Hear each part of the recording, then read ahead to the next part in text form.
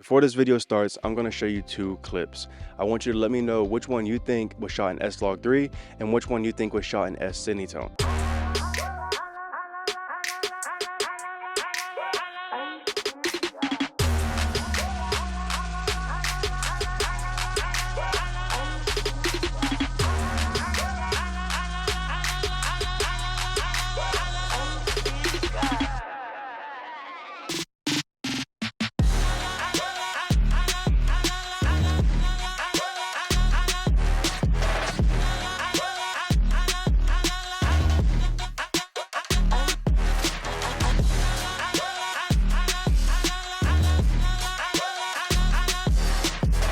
You know, it takes a lot of time. You can't ever expect yourself to know everything. I ain't gonna pass the blunt. You know, you gotta go through the motions. You gotta be able to ride that rocky road. Ain't no in between, you hate me. It's hectic out there. It's supposed to be though. It's not for the lighthearted. Now, if you thought clip A was S-Log3, you're wrong. Clip A was S-Cine, clip B was S-Log3. Now, what is S-Cine and what is S-Log3?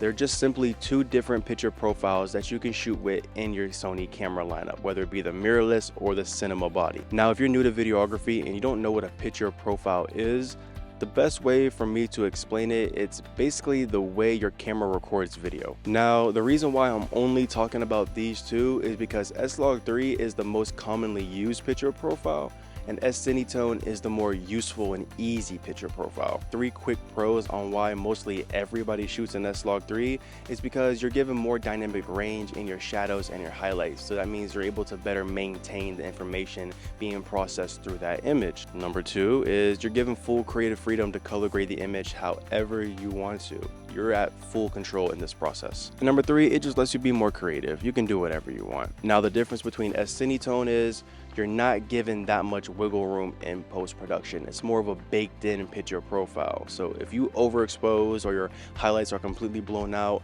it's gonna be a lot more difficult for you to recover the information being blown out in the highlights, and you're probably just not even gonna be able to recover at all, to be honest. You're not given the same creative freedom to color grade however you want to.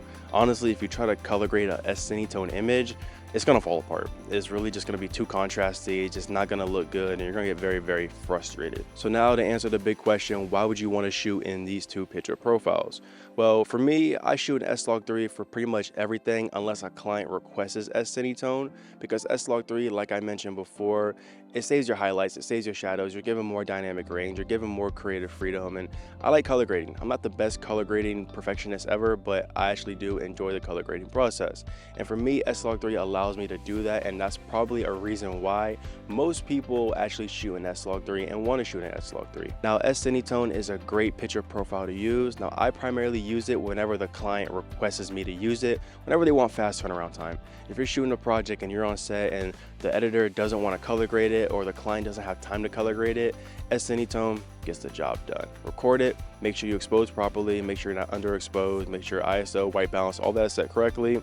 Finish recording, send it off, put it on a hard drive, you're good. But you do have to be careful when shooting at S-Cine, especially on a bright sunny day like it is right now.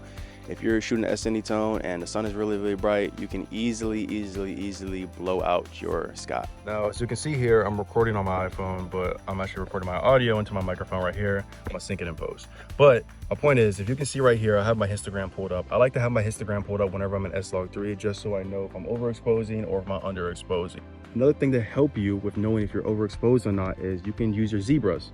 My monitor has zebras, and you can turn zebras on, and it can actually help you see if you're completely overexposed or underexposed. It's really good if you're a beginner filmmaker and you don't really know how to properly set for exposure. I sometimes use zebras. I actually use zebras all the time. I don't know why it was turned off, to be honest, for this video, but I normally do use it. Now, a good ideal spot, you kind of want it in the middle to know that if you're properly exposed, but with Sony cameras and S-Log3, Sony wants you to purposely overexpose by 2 stops in order to recover the information in your highlights. So what I would do is I probably would maybe do like a f3.5 to a f4, have it around there, because you can see right there it's kind of in the middle.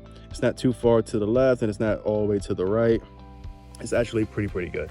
So I honestly, ideal would probably have it around maybe 3.5 Yeah, I'm going for like 3.5 to 4. This is what I would comfortably shoot at, because as you can tell, if I walk in front of the camera, you're gonna see even at f4, the subject, which is me, I'm gonna be a lot darker than what the sky is going to look like.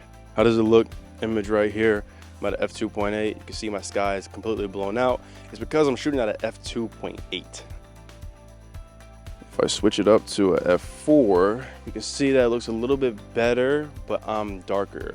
Now, whenever you're exposing, you kind of want to expose for the highlights. It's okay that I'm darker and the sky is a little bit blown out. Well, it is blown out. You want to expose for the highlights. You don't really want to expose for the subject, because in post-production, you can raise the shadows on the subject and you can visibly see them again. So it's okay if I'm too dark. And I'm going to show you in the next clip on what an image looks like when it's fixed in post-production. Now, this is my image when shooting in S-Log3.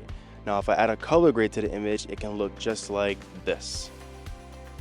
What do you think? Does it look the same?